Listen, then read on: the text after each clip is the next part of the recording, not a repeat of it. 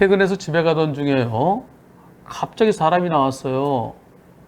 횡단보도를 거의 통과 중이던 불박차 사이드미러에 부딪혔습니다.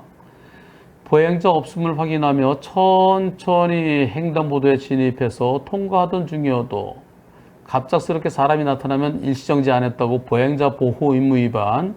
네, 12대 중과실에 해당되나요? 행인은 갑작스럽게 튀어나와 골목길로 가려고 했다고 그러는데 어디까지가 횡단보도를 보는 게 맞나요? 어디까지인가요? 자, 그러면 이분이 사람이 없어서 가고 있었다고 그러시는데요. 가보겠습니다.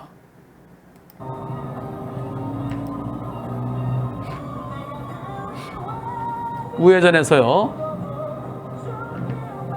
아이고, 에헤. 여기서요, 사람이 없는 걸 확인하셨네요.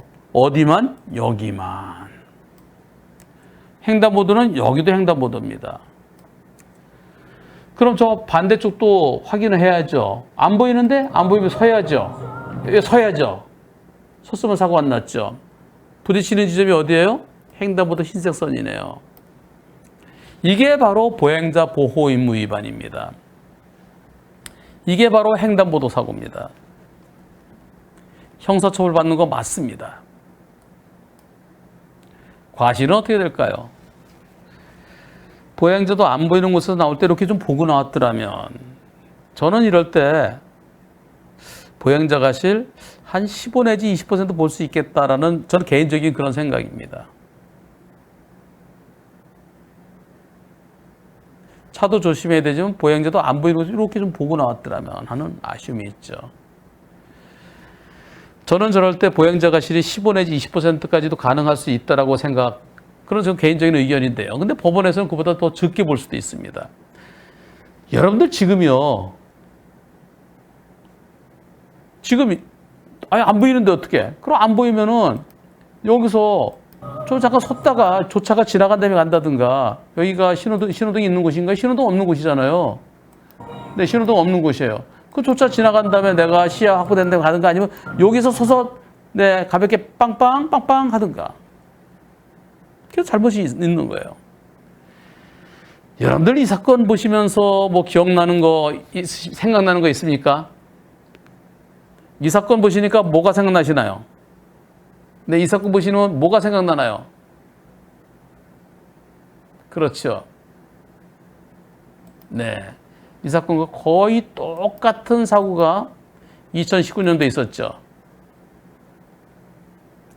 2019년도에 이건 뉴스에 많이 보도된 거예요. 네. 저 뒤에 어린이 둘이 있습니다. 요 신호등 없는 횡단보도에는 자동차가 있어요. 근데 요 뒤쪽에, 횡단보도 뒤쪽에 일부 공간이 있어요. 어린이들은 그쪽으로 건넙니다. 그쪽으로 건너다가 어린이들이 손잡고 건너요. 예. 아까 보신 영상이랑 똑같죠. 똑같은 상황이에요. 이 사고 형이랑 동생이랑 건너다가 형이 사망했어요. 그 어린이 이름이 바로 민식군입니다. 이 사고 이후로 여기가 어린이 보호구역이에요.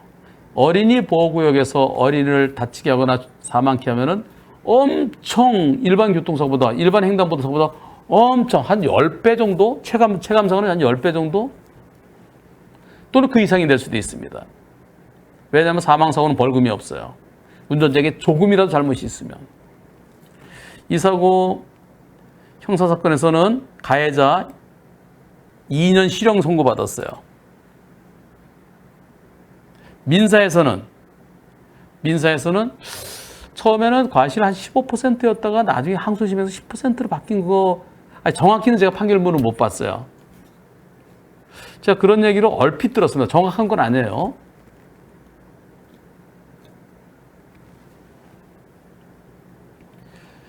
다시 돌아가서요. 아까 보신 사고요. 신호등 없는 횡단보도. 이곳은 보행자가 없어서 보행자가 없는 것은 반쪽이죠. 왜 반쪽만 나머지 반쪽도 횡단보도입니다. 그래서 나머지 반쪽도 자신 없으면 가지 마세요. 예, 가더라도 멈춰야죠. 멈춰 조금씩. 예, 빵빵. 예, 불박차가 잘못한 겁니다. 다친 정도에 따라 처벌을 받죠. 만일 어디가 다리가 부러졌다. 그럼 재판에 넘겨져요. 크게 다친 건 아니고 한 2주다. 2주 진단이면 벌금 70만 원. 3주다. 벌금 100만 원에서 150만 원.